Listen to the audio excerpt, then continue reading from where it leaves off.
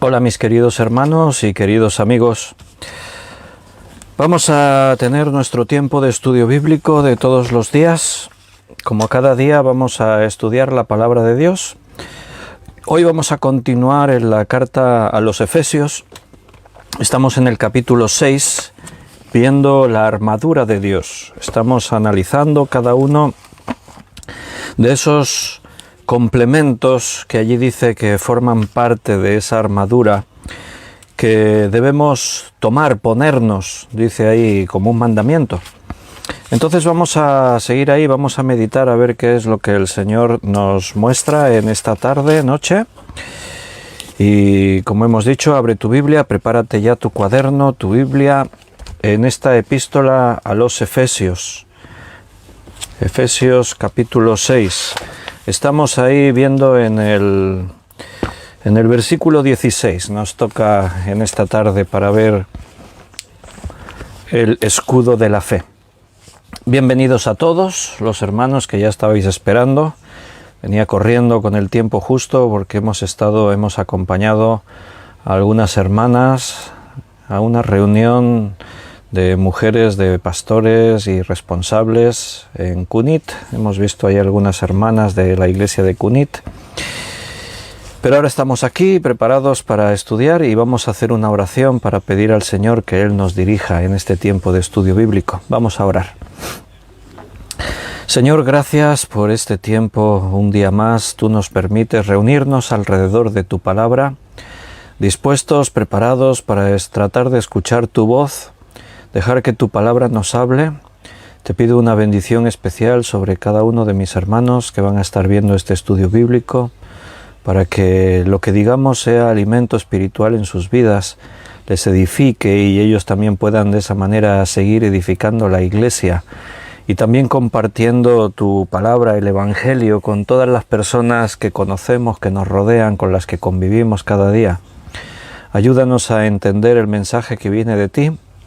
Guíanos tú, Señor, en toda la verdad, que el Espíritu Santo nos hable ahora en este tiempo de estudio bíblico, para que realmente tu nombre sea glorificado en cada uno de nosotros.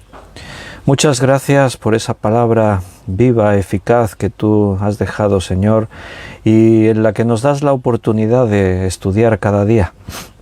Quedamos en tus manos así, pidiéndote esta dirección y agradecidos. En el nombre de Jesucristo. Amén. Bien, queridos hermanos, como hemos dicho, abre tu Biblia en Efesios capítulo 6.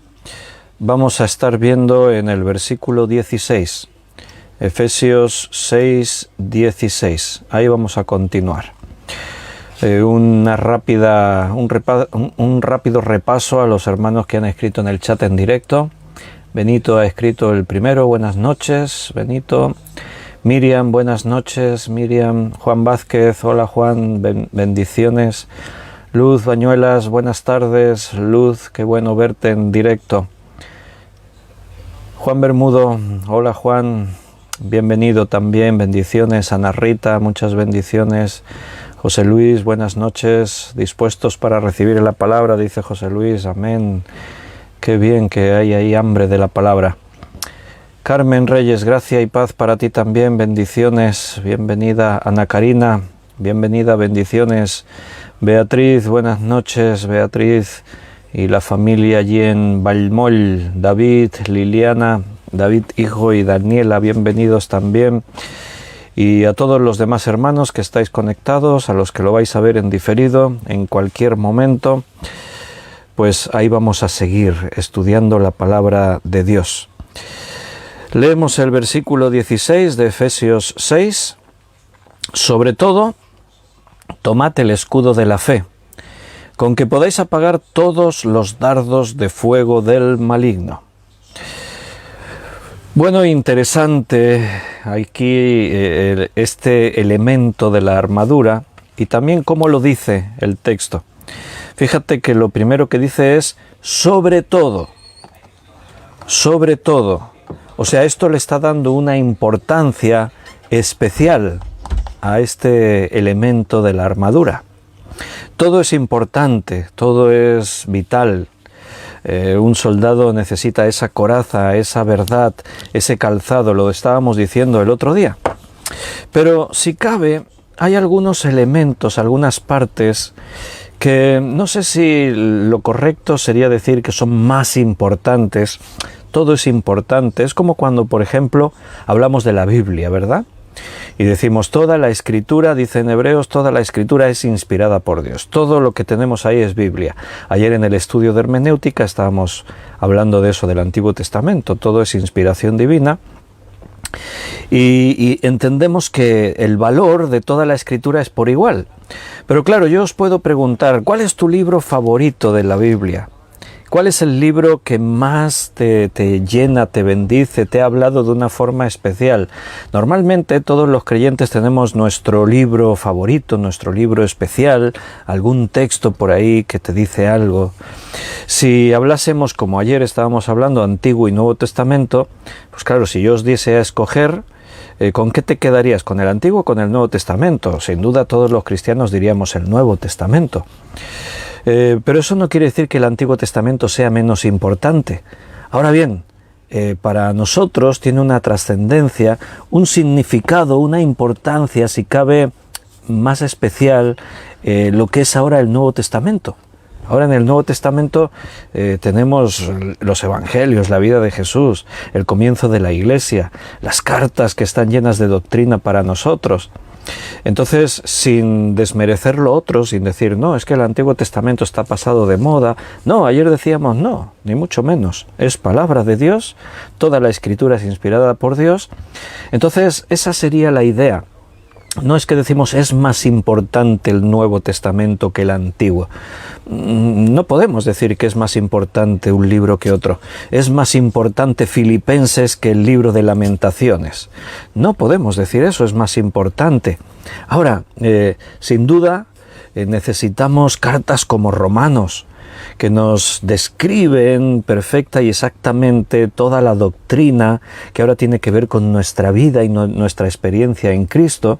Si dijésemos, bueno, si tuviésemos que prescindir de un libro, imagínate que te vas a una isla desierta y solamente te puedes llevar unos cuantos libros de la Biblia, no te puedes llevar una Biblia entera, ¿no?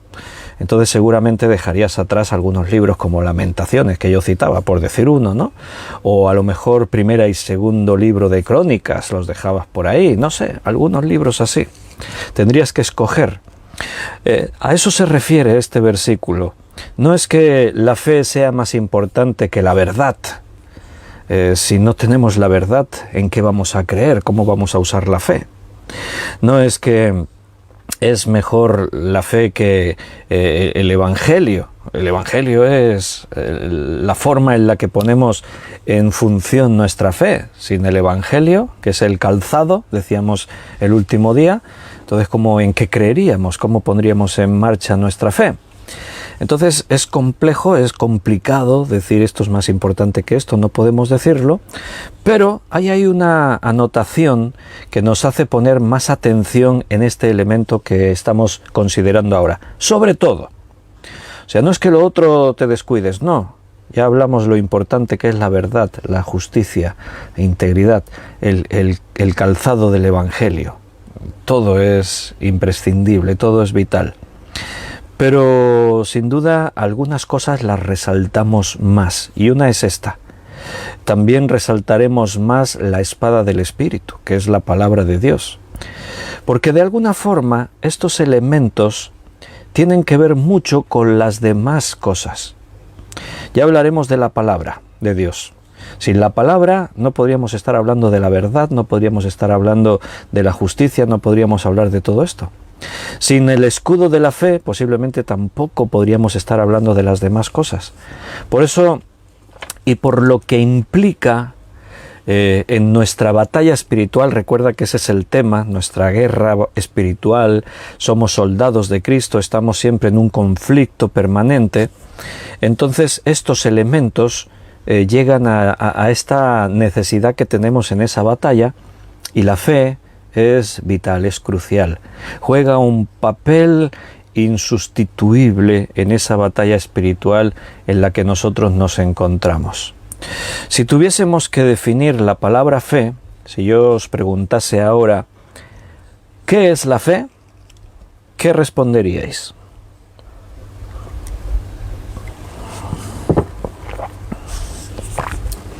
Seguramente muchos me estarían citando de memoria Hebreos 11:1. Algunos me dirían, fácil. La pregunta ¿qué es la fe? Se responde fácil. Es pues la fe, la certeza de lo que se espera, la convicción de lo que no se ve. Así citas un versículo bíblico y parece que ya que ahí hemos respondido la pregunta y sí, eso es cierto. Ahí está Hebreos 11:1, es una buena descripción, es una forma de explicar qué es la fe. Pero esa sería la forma simple, así de decir la fe es esto, la certeza de lo que se espera, la convicción de lo que no se ve. Pero si nos metemos en materia y profundizamos, nos daremos cuenta que la fe es algo complejo y es más difícil de responder. Porque la Biblia plantea una cuestión, y es que una persona puede tener fe y no por eso ser salva. Hay gente que no cree en la Biblia, en Jesucristo, y tiene fe en otras cosas. Por lo tanto, tener fe así sin más no salva. La pregunta es, ¿en qué tienes fe? Esa es la cuestión. ¿Dónde estás depositando tu fe?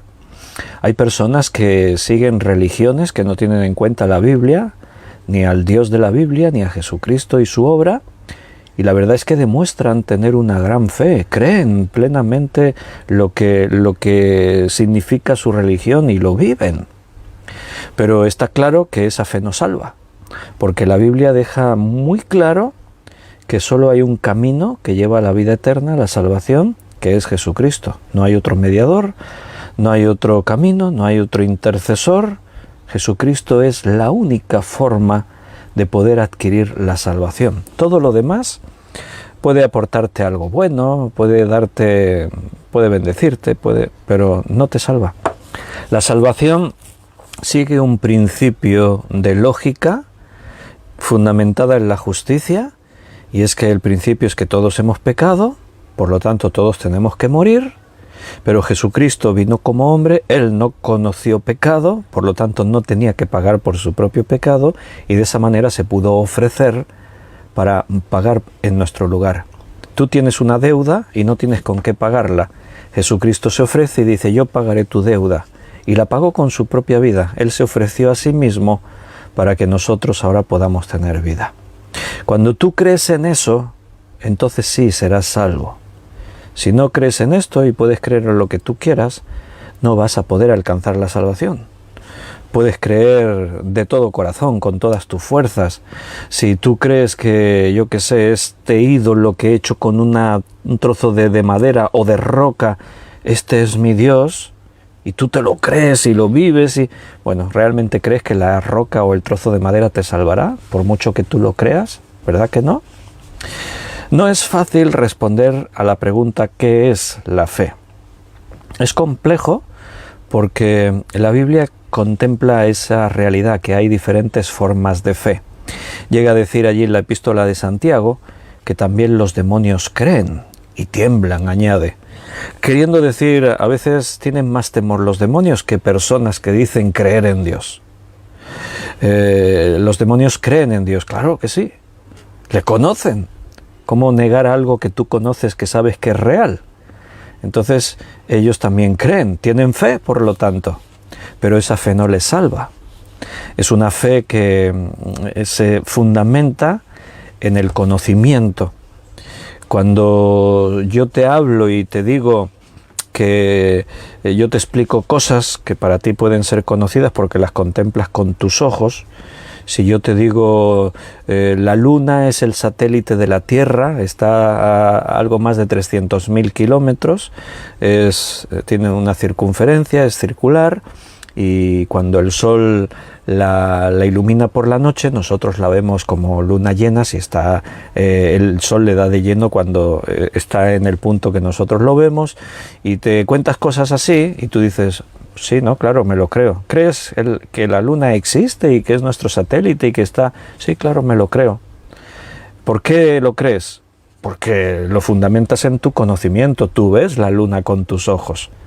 Entonces no es una cuestión de lo que no se ve. Crees en lo que estás viendo. Los demonios ven a Dios, por lo tanto creen en Dios. También los demonios creen, dice Santiago, y tiemblan. Cosa que no hacen muchas personas que dicen aún creer en Dios. Hay muchas personas que pueden decir yo tengo fe, pero la pregunta es eso, ¿dónde es tu fe? ¿En qué la fundamentas? ¿Cómo es? ¿De qué manera? Esa es la cuestión, ¿de qué fe estamos hablando? Cuando aquí dice, sobre todo, tomad el escudo de la fe, y nos añade una información crucial para entender de qué fe estábamos hablando, ¿verdad? Pero primero vamos a ver la palabra fe aquí se ilustra con el escudo. Es la figura de esa armadura que usa el soldado. Entonces, Pablo, inspirado por el Espíritu Santo, estaba pensando, ¿y el escudo qué sería en lo espiritual? Y no tuvo duda, el Espíritu Santo le inspiró. Es la fe. El escudo es la fe. La palabra escudo, aquí en el griego, es una palabra que se pronuncia así, sureos. Te la voy a deletrear para los que tomáis nota, porque tiene al principio una D de dedo, D, S, U, R, E, O, S, sureos. Esa palabra sureos está hablando de un escudo. Pero recuerda que en el griego las palabras pueden referirse a una forma o a otra, y aquí está hablando de un escudo grande que venía a tener como una forma de puerta. Los romanos utilizaban diferentes escudos. Igual tú lo has visto en alguna película de romanos o en algún documental. Podían tener unos escudos que eran así más pequeños, redondos, y con su espada, con su mashaira en el griego, esa palabra, y el escudo este redondo le daba mucha movilidad. Podían intervenir ahí en la lucha cuerpo a cuerpo.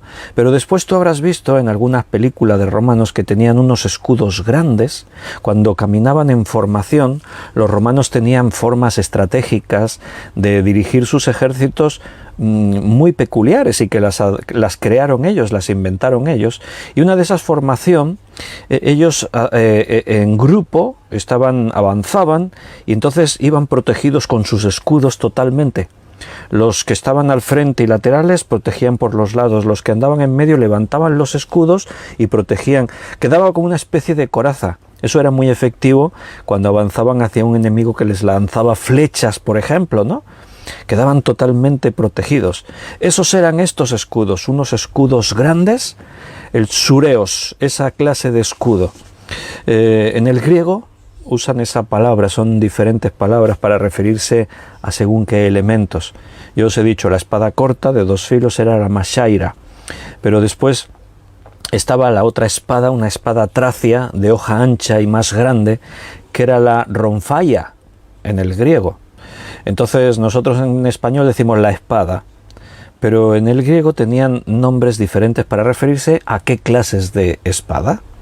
Y con los escudos pasa igual. Entonces aquí cuando dice tomad el escudo, es ese, un escudo grande que les protegía todo el cuerpo, y si andaban en grupo les protegía totalmente. Y ese escudo, los escudos tenían diseño, tenían tecnología. No era solamente una chapa, una capa de madera o alguna cosa. No, tenían la tecnología del momento. Estaban diseñados, tenían un diseño para suplir una finalidad. O sea, el escudo buscaba tener un efecto.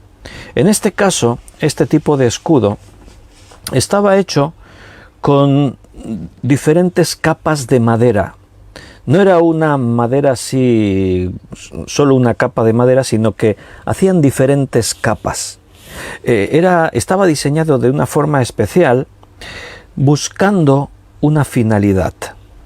Cuando los enemigos disparaban flechas, podían disparar las flechas tal cual, y esa flecha chocaría contra el escudo, normalmente quedaría clavada en el escudo, pero a veces, lo habrás visto en documentales o en películas, la cabeza de la flecha la impregnaban de algún tipo de brea, de algún producto inflamable que ardía fácilmente, y les prendían fuego. Entonces disparaban las flechas ardiendo. Eso tenía un doble efecto. Una flecha sola se te clava y te hace una herida. Si lanzas una flecha incendiaria que está ardiendo, pues bueno, te hace más daño si te la clavan a ti. Si cae entre la vegetación, alrededor, en la ropa, algo, pues además puede provocar los daños por el fuego.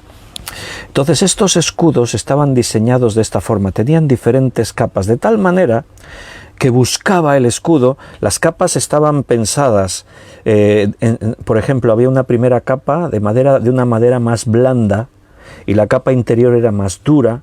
Entonces lo diseñaban, eran inteligentes en su época con lo que disponían de la tecnología. Entonces, ¿esto qué hacía? La flecha ardiendo era disparada y llegaba al escudo. Al llegar al escudo se clavaba, porque estaba pensado así, la primera capa, madera más blanda, pensando en eso, en que la flecha penetrase, se clavase. Pero más adelante iba encontrándose con otras capas y se encontraba con una capa más dura que frenaba la flecha, pero ya se había metido un trozo la flecha en la madera, y sabes lo que eso, te lo puedes imaginar lo que eso producía, ¿verdad? Apagaba el fuego. El fuego, para que arda, necesita aire. El oxígeno es totalmente combustible. El oxígeno, nosotros no disponemos normalmente de oxígeno puro. El oxígeno es totalmente inflamable. Nosotros respiramos aire, no oxígeno. A veces hablamos mal. ¡Ah, qué bien respiro oxígeno! No, respiramos aire, que es la composición de diferentes gases. Oxígeno es uno de ellos.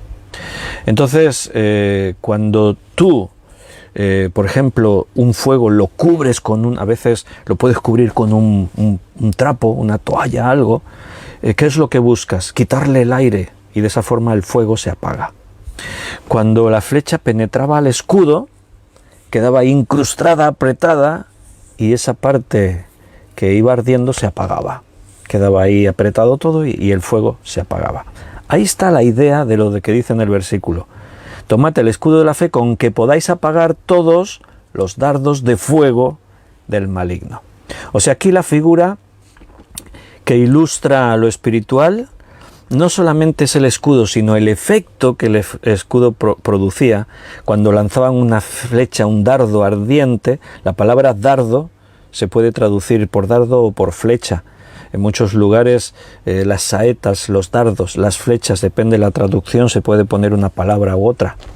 Entonces no solamente la figura del escudo, sino la forma del escudo, el tamaño que tenía, la composición que tenía, buscando esa finalidad. Cuando la flecha se clavaba, el fuego se apagaba.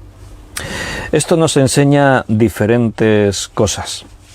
Por un lado, que en la guerra espiritual en la que nos encontramos, Satanás tiene una parte activa. Yo os he dicho en estos estudios, en diferentes ocasiones, no tengáis miedo del enemigo. A veces el enemigo, Satanás, se vale del miedo para atacar a los creyentes. La cultura popular, el cine, la literatura, los cuentos o historias que se contaban, provocaban miedo en la gente. Se presentaba a Satanás como un ser que actuaba de formas determinadas, que, bueno, películas como El Exorcista, donde Satanás posee a una niña y los padres no pueden hacer nada y vienen unos sacerdotes para provocar la expulsión del demonio, un exorcismo, y ni los propios sacerdotes podían y tal, y la gente salía de ver esas películas del cine o cuando las veían en la televisión, salían con el miedo, y si a mí me pasara eso, ¿verdad? Entonces siempre la figura de Satanás se presenta para dar miedo. Nota que en la cultura popular cómo se dibuja al diablo, cómo se le pinta. Muy feo, de color rojo, con cuernos, con el semblante siempre feo, que causa terror mirarlo, los ojos, todo bien feo. ¿Pero qué dice la Biblia de Satanás? Bueno, Satanás era un ángel de los cielos, y la Biblia habla de Satanás como un serafín, una serpiente ardiente. Y la Biblia habla de Satanás como un ser hermoso, bello, cuando fue creado. También se nos habla que tenía grandes cualidades en diferentes formas. Cuando él se rebela contra Dios y es expulsado de su presencia, es desterrado, entonces, bueno, es posible que su aspecto pueda cambiar, pero no te olvides que estamos hablando de un espíritu, porque la Biblia dice de los ángeles de los cielos que son espíritus ministradores al servicio de Dios, y los otros ángeles que cayeron, pues eran ángeles iguales, eran espíritus, pero perdieron el derecho y la cualidad de estar en la presencia de Dios para servirle. Entonces, ¿qué apariencia tiene? Físicamente no los podemos ver, no tienen forma, no tienen apariencia. Con los ojos espirituales se les podría ver. Pero la fealdad que se trata al describir a Satanás no es por un aspecto físico, sino por el carácter. Satanás es feo por su carácter, no por la apariencia que tenga. Si Satanás se quiere mostrar o manifestar, muy posiblemente lo haga, como dice la Escritura, disfrazado. La Biblia dice que el mismo Satanás se disfraza como ángel de luz. O sea, para poder engañar a la gente, no se puede mostrar feo y como un monstruo. No, se disfraza como ángel de luz. La obra de Satanás se disfraza de cosas bonitas, hermosas, atractivas, atrayentes. Si no, pues no supliría, no conseguiría el objetivo que Satanás tiene al tratar de tentar a la gente, a los creyentes, de sernos de tropiezo. Entonces, lo que sí vemos en este texto, en este versículo, es que Satanás toma parte, tiene acción, hace algo. O sea, ¿qué es lo que hace? Nos lanza flechas de fuego, dardos de fuego del maligno, dice ahí. ¿Y eso qué es? Bueno, no es físico, no es literal. O sea, tú no estás ahí en una batalla espiritual y pasa una flecha ardiendo por tu lado y dices, Satanás me la tiró. No, evidentemente estamos hablando metafóricamente. Todo esto está lleno de simbología, de formas que nos ayuden a entender lo espiritual. Entonces,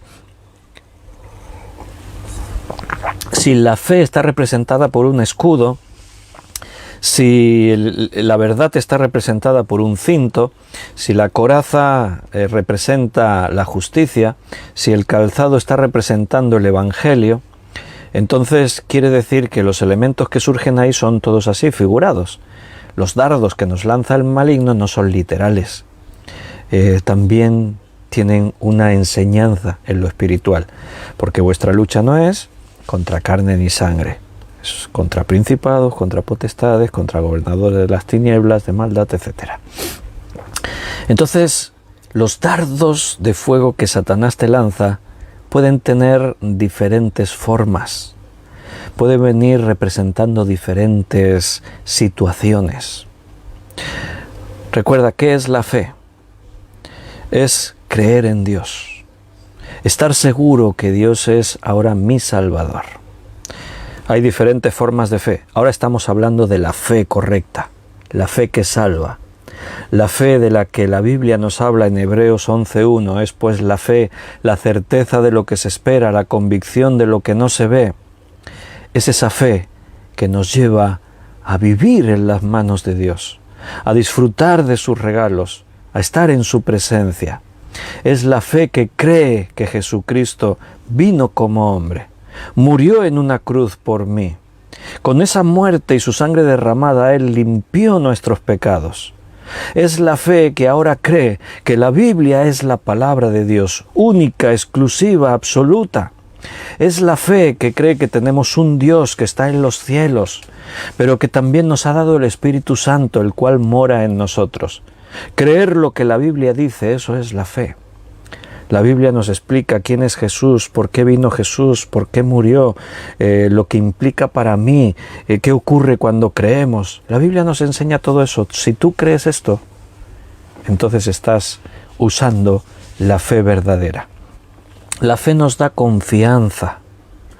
La fe nos lleva a estar seguros.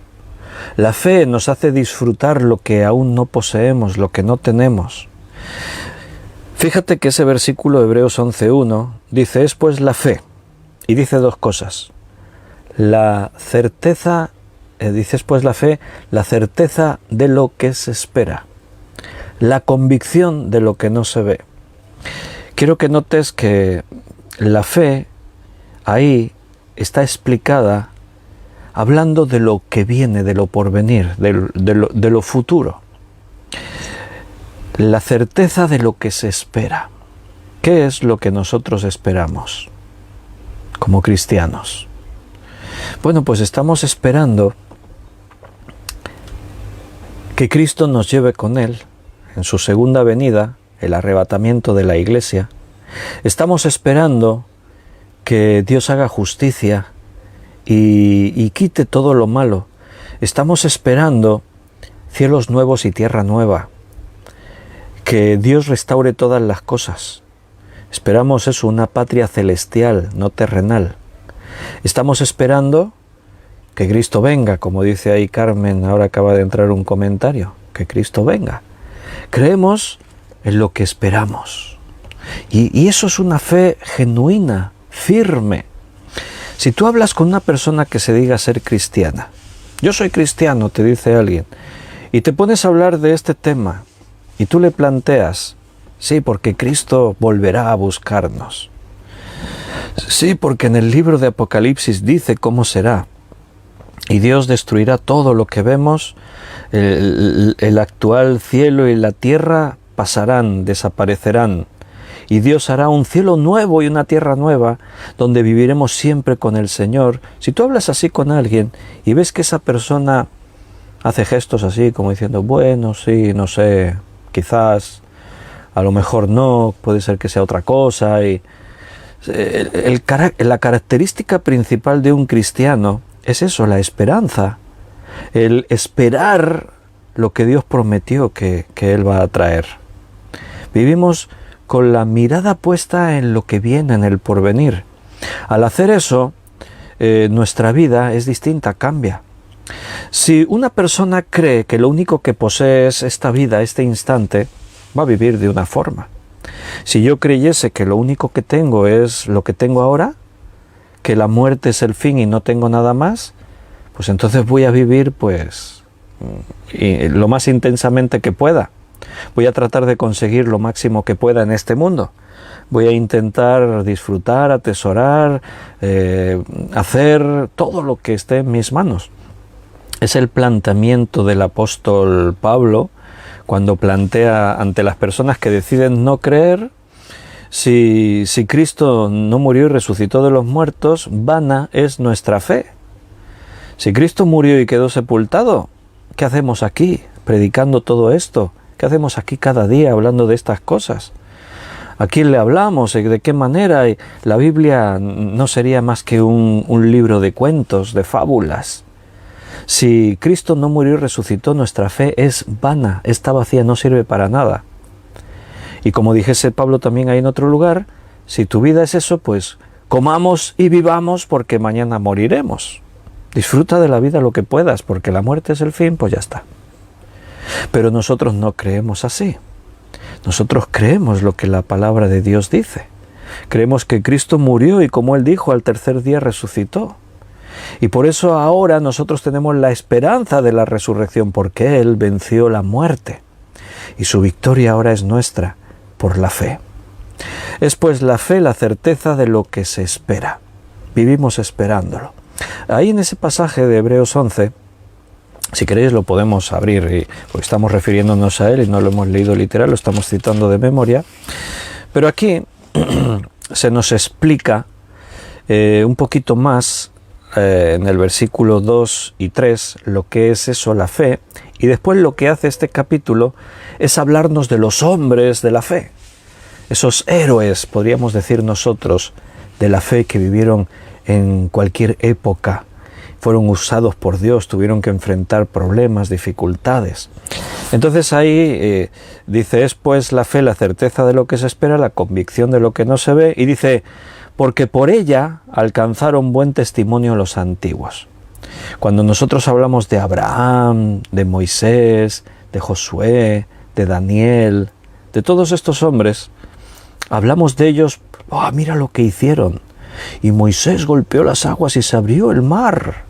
Y cruzaron en seco, wow. Y mira a Josué, y le dio las vueltas que Dios le había dicho a Jericó y se derrumbó y la conquistaron sin una sola baja. No hubo ni un solo muerto entre los ejércitos de Israel. Y mira a David cuando se enfrentó a Goliat. Con una honda derrotó a un gigante que los guerreros más entrenados y más fuertes no se atrevían a enfrentarse a él. Y mira a Daniel, con su fe pasó toda una noche en un foso lleno de leones hambrientos y ni le hicieron un rasguño. Y ahí está, explicándonos que estos hombres alcanzaron ese buen testimonio por la fe. No fue por ellos mismos. O sea, su testimonio, su nombre, nosotros no admiramos a Abraham por lo bella persona que era y sus cualidades humanas y los dones que tenía. No, porque como va a decir aquí la palabra de Dios también, estos hombres eran como nosotros, como tú y como yo, con pasiones semejantes a las nuestras. Por eso la Biblia no trata de ocultar sus defectos, sus pecados, sus errores. Y también la Biblia nos cuenta del pecado de David y del pecado de Abraham y de cuando falló este y cuando falló el otro. Porque eran como tú y como yo. Su fama, su testimonio, viene por la fe que tuvieron. Decidieron creer en Dios. Y esa es la diferencia. En la humanidad solo hay dos clases de personas. La humanidad está dividida en dos grupos, los que creen en Dios y los que han rechazado lo que la Biblia dice de Dios. Lo digo así porque hay gente que dice, no, yo creo en Dios. Sí, pero no a la manera de lo que la Biblia dice. No, yo creo en Alá, al final Dios es el mismo, el de todas las religiones. No, eso es mentira. O sea, Alá es el Dios de los musulmanes. Así Mahoma lo identificó. Él escogió un ídolo en la casa de piedra, en un lugar de culto de los pueblos árabes, de tribus nómadas árabes que tenían diferentes ídolos. Y Mahoma escogió este ídolo y dijo, este será mi Dios, este es Alá, Dios. Pero nuestro Dios es Dios, pero no nos referimos a Él solo como Dios, como los musulmanes, Alá, Dios. No, nosotros conocemos a Dios por su nombre, porque Él se dio a conocer así. Dios dijo, yo soy el que soy. Jehová es mi nombre. Jehová, Yahvé, pronúncialo como quieras, pero Dios se da a conocer por su nombre. Y siempre que en la antigüedad el pueblo de Israel, creyentes o incluso de otras naciones que le conocían, cuando se referían a este Dios, lo identificaban. Sí, porque el Dios de nuestros padres, Abraham, Isaac y Jacob. O otros podían decir, porque vuestro Dios, el Dios de Abraham, Isaac y Jacob. Estamos hablando del Dios que se dio a conocer al pueblo de Israel a través de Abraham. Él crea ese pueblo. Es el Dios que ahora se ha dado a conocer a través de Jesucristo. Entonces, esa fe en Dios es lo que hace diferente a las personas. Los que no creen o creen en otras cosas pueden tener fe, pero no es la verdadera fe. Porque por ella alcanzaron buen testimonio los antiguos. Por la fe, dice, entendemos haber sido constituido el universo por la palabra de Dios, de modo que lo que se ve fue hecho de lo que no se veía. Hay evidencias de que la creación la tuvo que hacer alguien sabio y poderoso, porque en la creación hay propósito, hay diseño inteligente, hay sabiduría, etcétera, etcétera. Entonces, tú observas todo eso y tú puedes decir, alguien tuvo que haber creado esto. La mayoría de los grandes científicos de todas las épocas daban esto por sentado, por hecho. O sea, pero otra cosa es creer en quién fue el que lo creó todo. Ese es otro tema. ¿De qué manera, cómo y quién? Una cosa es que el científico diga, esto lo ha tenido que crear alguien. Y otra cosa es que el científico diga, esto lo creó el Dios de la Biblia con el poder de su palabra. Porque dice en Génesis, y dijo Dios y fue hecho. Ese es otro tema. Creer en Dios. ¿Por la fe creemos que el universo lo hizo alguien? No. Por la fe creemos que Dios lo creó con el poder de su palabra. Y lo hizo de lo que no se veía. No había nada, Dios habló y todo fue hecho.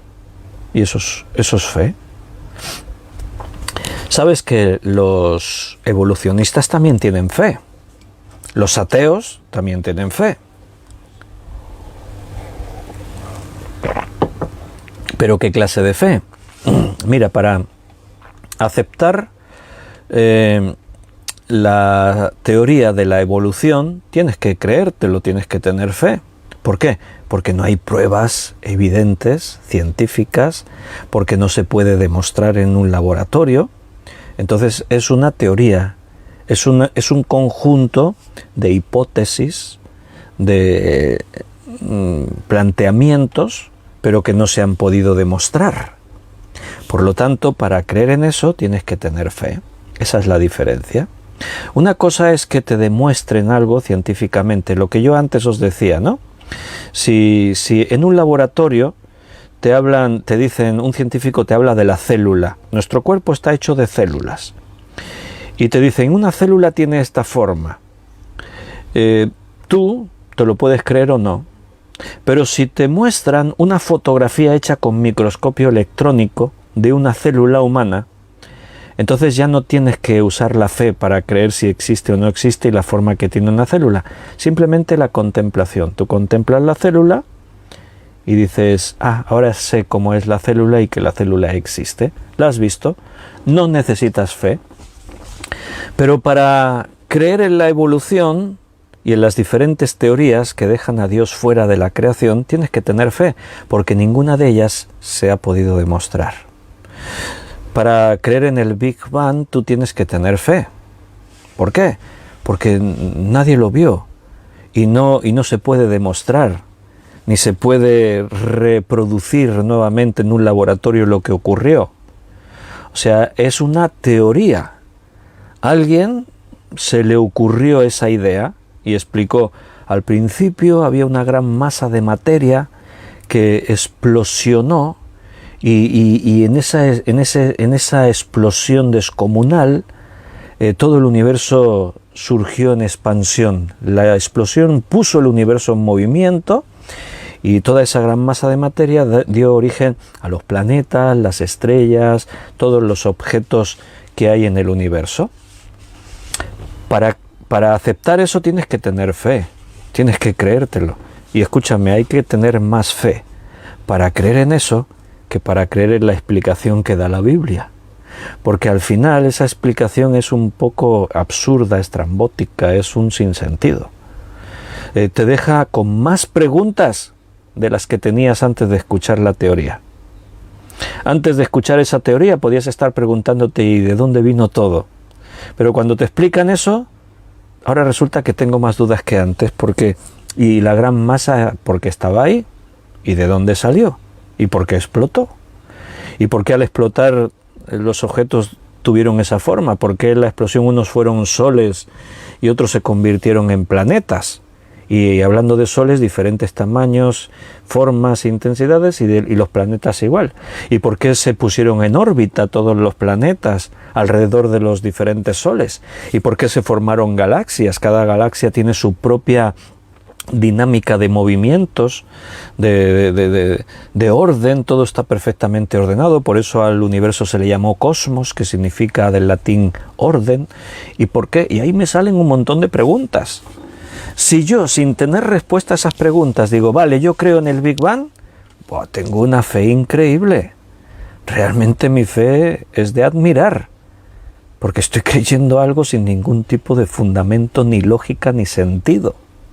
Ahora, si yo te digo, en el principio creó Dios los cielos y la tierra, y la tierra Dios la puso en orden, y a continuación hizo esto, esto y esto, y el propósito de Dios era crear al ser humano a su imagen, conforme a su semejanza, y todo lo demás que hizo en la creación era demostrando su poder y para que el hombre enseñorease en todo eso.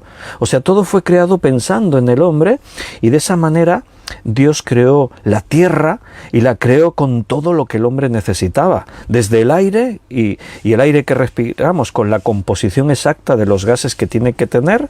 Si el aire que respiramos, en lugar de tener la proporción que tiene, tuviese más anhídrido carbónico que oxígeno y más dióxido de carbono que el otro gas, si variásemos la composición, moriríamos, no podríamos respirarlo. El aire tiene la composición que necesitamos para respirar y vivir. Y si la temperatura del Sol, producida por la distancia a la que estamos, sumándole la protección de la atmósfera terrestre, con el campo magnético, con todo, etcétera, etcétera, si estuviésemos más cerca, más lejos, y la atmósfera fuese distinta, la vida sería imposible.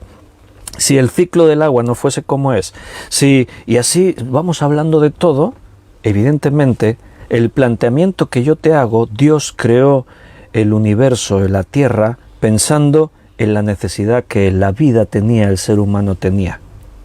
Entonces tú ves que eso tiene una lógica. Hay un diseño inteligente, hay un propósito. Las cosas que tienen funcionalidad tienen un propósito. No son creadas así por casualidad. La casualidad nunca crea orden, nunca crea propósito. Entonces, explicado así, aunque haya cosas que no entiendas, la Biblia no te pide que lo entiendas todo. La Biblia te explica la verdad y tú decides si la crees o no. Pero hermanos, no hay color. La explicación que la Biblia me da es aceptable. Yo la puedo aceptar y decir, sí, eso tiene sentido. Pero la explicación que me da la ciencia evolucionista no tiene ningún sentido. Es totalmente ilógico. No tiene por dónde cogerlo. No da ninguna respuesta a los grandes dilemas del ser humano. La Biblia responde a las cuestiones filosóficas de los hombres, de dónde venimos, a dónde vamos, por qué estamos aquí, por qué existe el mal, qué hay después de la muerte. Todo eso la Biblia lo responde. La ciencia evolucionista no responde absolutamente a nada de eso. Para creerte esto, tienes que tener una gran fe, pero esa fe no salva. Por la fe creemos, entendemos haber sido constituido el universo por la palabra de Dios, de modo que lo que se ve fue hecho de lo que no se veía. ¿Te lo crees? Eres libre, puedes coger lo que tú quieras creer. También puedes creer algunas de las muchas explicaciones que otras religiones han dado. Puedes creer esas ideas del origen de la tierra y de la vida hindús, por ejemplo, de que el mundo está sostenido por unos elefantes que a su vez están sobre unas tortugas gigantes. Y si prefieres creer en todo eso, adelante. Cada uno puede creer lo que quiera, ¿verdad? Si quieres creer que la tierra se creó a sí misma, que es como la madre naturaleza, y tiene una mente y una sabiduría propia y se creó a sí mismo, bueno, ya estás dejando la ciencia evolucionista, que niega cualquier tipo de intervención divina en la creación, y lo coloca todo en la mera especulación de la casualidad, y que la tierra surge sin saber cómo. Y si tú quieres atribuirle la creación a otra divinidad, a otro ser, pues adelante. Pero investiga, lee, considera los escritos hindúes a la luz de la Biblia, o algunas de esas filosofías, compáralas con la autoridad que la palabra de Dios tiene. Y al final, cree. O sea, el intelecto nos orienta. No estamos llamados a creer una fe ciega, hay argumentos.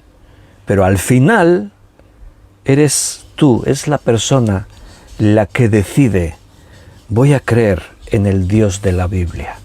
Voy a creer lo que la Biblia dice. Al final es una cuestión de fe. Evidentemente tenemos sobre lo que sostener nuestra fe, pero al final tienes que tomar la decisión si crees o no y en qué crees. A partir de ahí este texto nos habla de esos hombres que pusieron en acción su fe. Por la fe Abel ofreció a Dios más excelente sacrificio. Versículo 5, por la fe Enoc fue traspuesto para no ver muerte. En el versículo 7, por la fe Noé, cuando fue advertido por Dios acerca de cosas que aún no se veían, con temor preparó el arca en que su casa se salvase, y por esa fe condenó al mundo y fue hecho heredero de justicia, que viene por la fe, de la justicia que viene por la fe. ¿Notas? La certeza de lo que se espera, la convicción de lo que no se ve. Dios le dice a Noé, mira, va a producirse un diluvio, va a haber un cataclismo universal que va a exterminar toda vida sobre la faz de la tierra. Para que te salves tienes que obedecerme. Si haces lo que yo te digo, tú y tu familia y los que entren en el arca se salvarán. Vas a construir un arca. Yo te daré las medidas, te diré los materiales. El tiempo que vas a tardar no van a ser 2 días. Estuvo más de 100 años construyendo el arca. Pero Noé tiene que creer algo que aún no se ve. Noé podía salir por las mañanas y mirar el cielo y pensar, ¿y todo esto se va a destruir? ¿Se va a terminar? ¿Por qué? Hoy es un día como otro. El aire está limpio. No había contaminación atmosférica por los gases que producimos los seres humanos al quemar el petróleo, el carbón, todos los recursos fósiles. El sol brilla. Los animales están por ahí. ¿Por qué se va a destruir todo esto? Además, Dios me ha dicho que va a llover, pero si nunca ha llovido. Hasta ese tiempo no llovía. Parece que una forma de rocío, una neblina que subía de la tierra, regaba todo. ¿Por qué? Noé tuvo que tomar una decisión, creer en Dios o no creerle. Creyó, como dice ahí, las cosas que aún no se veían. A nosotros Dios nos ha prometido que un día Él volverá. Dios ha prometido que va a hacer cielos nuevos y tierra nueva, que esta creación como la conocemos, con su pecado, que la muerte, el dolor, el llanto, todo eso será destruido, no volverá a existir más. Ahí lo hemos estudiado hace poco en Apocalipsis. Entonces tú tienes que decidir si te crees eso o no te lo crees. Es así, esa es la cuestión. ¿Lo crees o no lo crees? En el versículo 8 dice, por la fe Abraham, siendo llamado, obedeció para salir al lugar que había de recibir como herencia y salió sin saber a dónde iba. Dios le dijo, sal de tu tierra y de tu parentela a la tierra que yo te mostraré. Pero no le dijo dónde, no le dio un mapa. Abraham no tenía GPS, no puso las coordenadas, no puso la dirección y sabía dónde iba. No, dice ahí, salió sin saber a dónde iba. Eso es fe. Creo en Dios, lo acepto. Así que dice que en el versículo 13, que conforme a la fe murieron todos estos sin haber recibido lo prometido. Míralo cómo lo dice, sino mirándolo de lejos y creyéndolo y saludándolo y confesando que eran extranjeros y peregrinos sobre la tierra, porque los que esto dice claramente dan a entender que buscan una patria, pero no es una patria terrenal.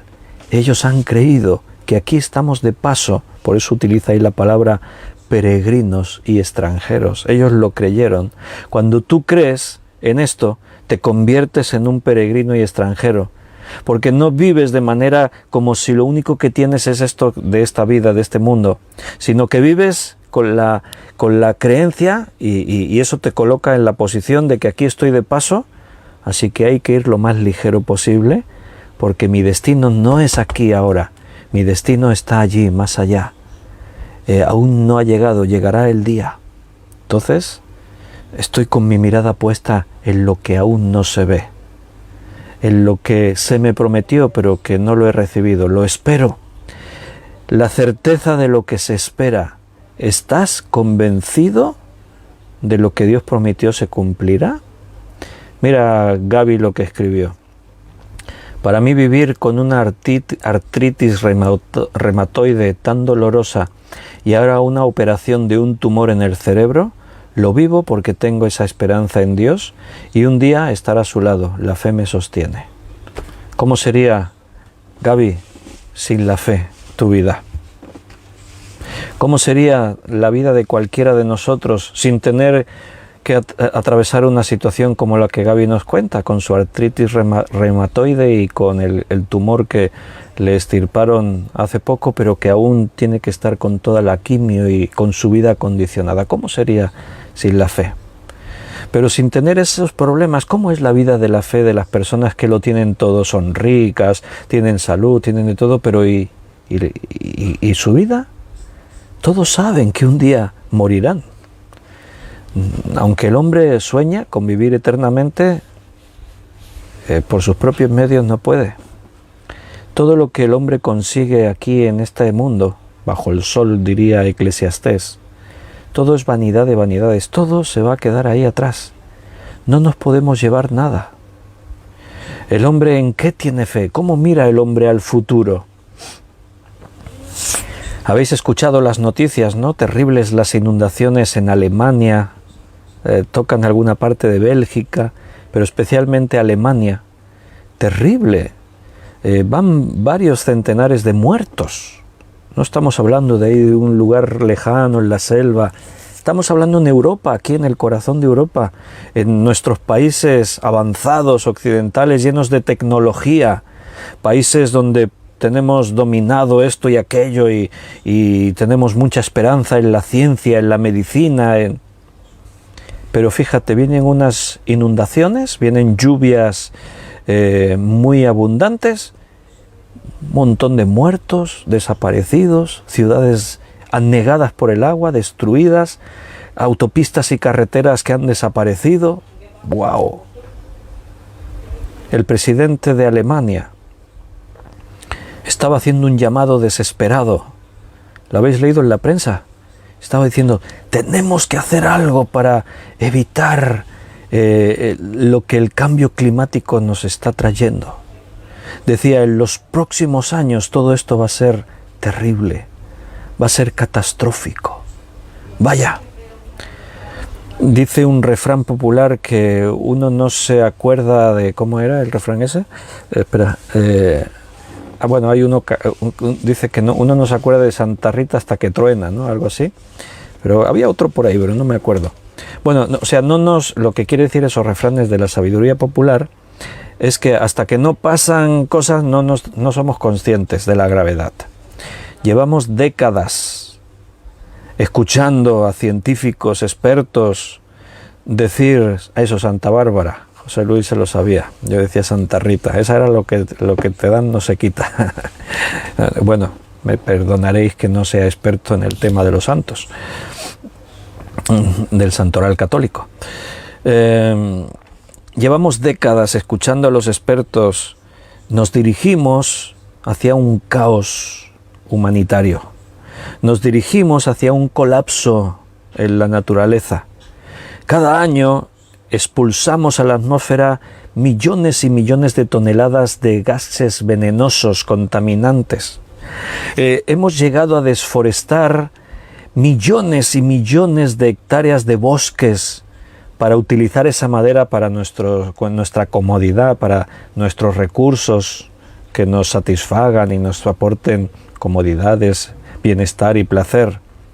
Llevamos arrojando al mar todo tipo de contaminantes. Rociamos la tierra con pesticidas, con todo tipo de venenos para eliminar plagas, malas hierbas, etc. Hace tiempo que nos están diciendo que todos esos pesticidas van al subsuelo, a las aguas que hay ahí, y mucho termina en el mar. Hace décadas que se nos está advirtiendo que estamos maltratando el planeta y que en esta línea lo vamos a lamentar, que tiene un final.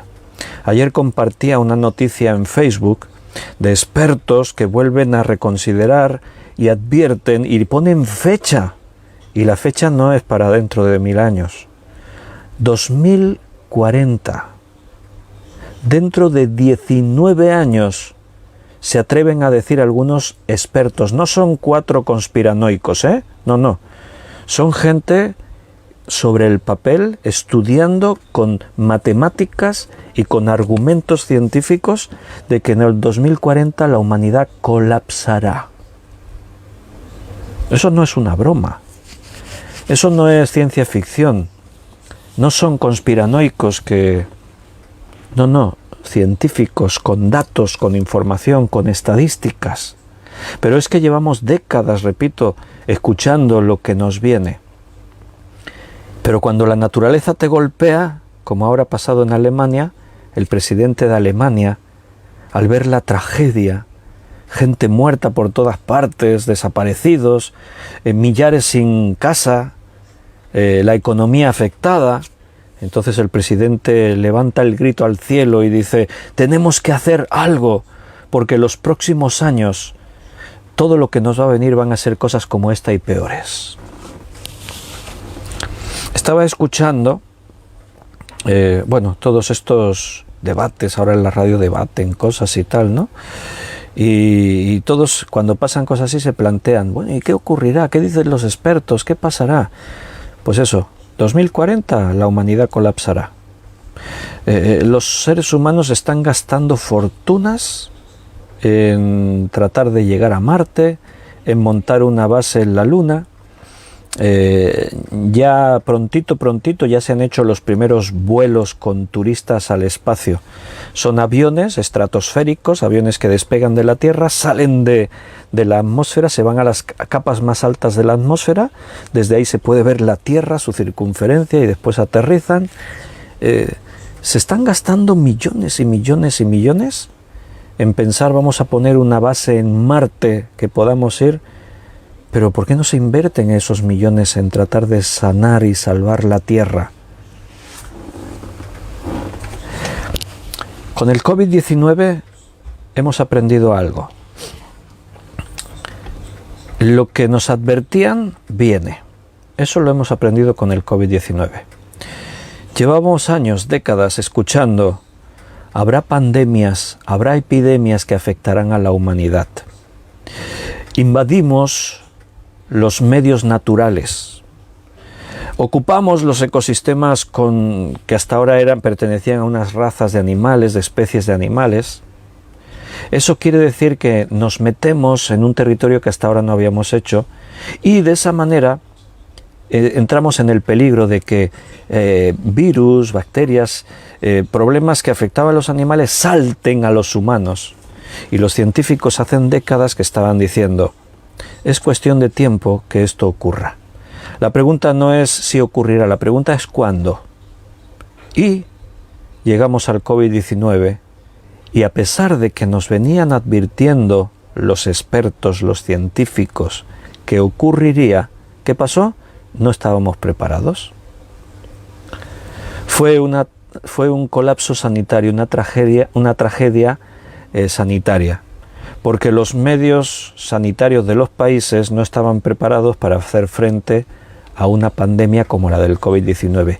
Y, gracias a Dios, el COVID-19 no ha sido lo peor que podía haber pasado. No sabemos las próximas pandemias que vendrán, pero los expertos nos siguen diciendo: el COVID-19 ha sido un mal menor, nos pueden venir otras mucho más terribles.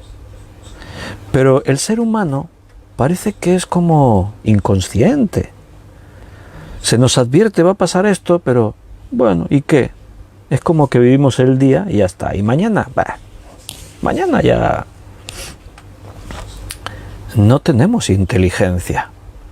Están buscando los seres humanos a ver si hay vida inteligente en el espacio. Tendría que buscar a ver si hay vida inteligente en la Tierra, porque no hay muchas señales de vida inteligente aquí. Hace décadas que se nos está diciendo, la Tierra tiene un límite, hay una fecha de caducidad. Si seguimos actuando como lo hacemos, si seguimos maltratando, si seguimos contaminando de esta manera, si seguimos despilfarrando el agua, si seguimos esto nos pasa factura y ya se está viendo que esto es inminente. Ahora bien, llegó el COVID. ¿Y qué pasó con el COVID-19? Que tuvimos que pagar un precio. Nos confinaron en nuestras casas. Mucha gente tuvo que renunciar a su posición económica, cerraron negocios, dejaron de trabajar en empresas.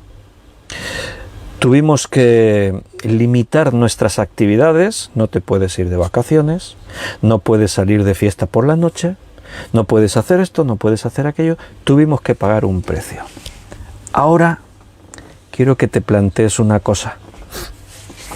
Lo del cambio climático, lo de las consecuencias del cambio climático, no es una teoría, es algo que se conoce ya perfectamente y que nos va a afectar muy gravemente, no en las próximas décadas, no, en los próximos años. O sea, nos afecta ya. Lo que viene está a la vuelta de la esquina. Ahora la pregunta es, ¿qué vamos a tener que sacrificar para poder seguir sobreviviendo? ¿Qué crees que van a hacer las naciones, los gobiernos? Con el COVID nos han obligado a quedarnos en casa, a no hacer esto, a no hacer esto, a no hacer lo otro, a no hacer aquello. ¿Qué crees que va a pasar cuando los efectos del cambio climático se endurezcan y se pongan todo? Bueno, pues los recortes vendrán igual que con el COVID, de la noche a la mañana y drásticamente. Prohibición de coger y utilizar cualquier vehículo a motor. Prohibición de esto, prohibición de aquello, prohibición de lo otro. Restricciones, cortes de agua, bueno, el precio que pagaremos va a ser muy alto y viene pronto. ¿Por qué? Porque hasta ahora se nos advirtió y hemos cerrado los ojos. Nos ha dado exactamente igual. Nos decían, los efectos más graves vendrán para el 2050. Muchos pensaban, buah, yo en el 2050, vete a saber dónde estoy. Ay, no puedes pensar en tus hijos, en las próximas generaciones. Cada uno que se busque la vida. Bueno, pues resulta que todo esto se ha acelerado mucho más de lo que se había previsto y ya no es para el 2050. Quítale 2030, 2040, ya estamos sufriendo todas estas tragedias. No nos vamos a quedar para siempre aquí. La fe te tiene que hacer vivir de tal manera que aquí estamos de paso y lo que importa no es lo que tenemos, es lo que viene, la certeza de lo que se espera, la convicción de lo que no se ve. ¿Ves a Dios con tus ojos? No. ¿Crees que existe? Claro que sí. Ni la menor duda. ¿Viste a Jesucristo? ¿Has visto una foto suya, un documental en el que Él aparezca? No. Pero yo sé que vivió en la tierra, que murió y que resucitó. Tengo la certeza absoluta. ¿Cómo puedes tener esa certeza? Por la fe. Cuando el diablo te ataca, tu fe, ese escudo grande, bien diseñado, es el elemento que apaga esos dardos que minan tu integridad, tu confianza, esos dardos que te lanza el enemigo y que te hacen surgir la duda en tu interior. ¿Pero tú quién eres? Y sí, Dios te ha dicho no hagas eso. No, pero Dios porque tiene sus intereses. Y no, sí, tú te crees, pero no es así. Y la Biblia, la escribieron los hombres. ¿Por qué te crees lo que ahí pone y tal? Y de pronto tu fe apaga todos esos dardos. ¿Por qué? Porque tú dices, no, eso es mentira. Yo creo en el Dios de la Biblia, el Dios que me ha dado vida, que me ha hecho su hijo y que prepara un lugar para mí en la eternidad. La fe te elevará por encima de todo lo que hay. La fe te llevará a superar cualquier crisis en tu vida, en el planeta o lo que sea. La fe nos conecta con la eternidad, con lo que no vemos, pero por la fe lo creemos y lo disfrutamos, como hacían esos hombres y esas mujeres que ahí se nos cuenta en Hebreos. Y lo vamos a dejar aquí, porque podríamos seguir hablando mucho más de la fe, pero se nos ha hecho el tiempo y no me quiero alargar más de lo necesario para no cansaros y dejar que ya meditemos en todo lo que hemos escuchado, que esa palabra que Dios nos ha dado pues ahora dé un fruto en nuestro interior y dentro de unas horas pues nos vemos otra vez porque mañana, como es domingo, a las 11 de la mañana estaremos otra vez juntos. En este caso, los que podáis venir en persona, estéis cerca, pues veniros ahí en nuestro local de reuniones, en calle Candela número 19 de aquí de Valls. Estaremos reunidos para alabar a Dios, para seguir predicando su palabra, para contar testimonios. Así que nos vemos de aquí a un rato, en unas horas. Ahora son las 10:15. Pues mira, en 13 horas nos vemos otra vez. Que Dios os bendiga, que Dios os cuide, que Dios esté con vosotros todos los días.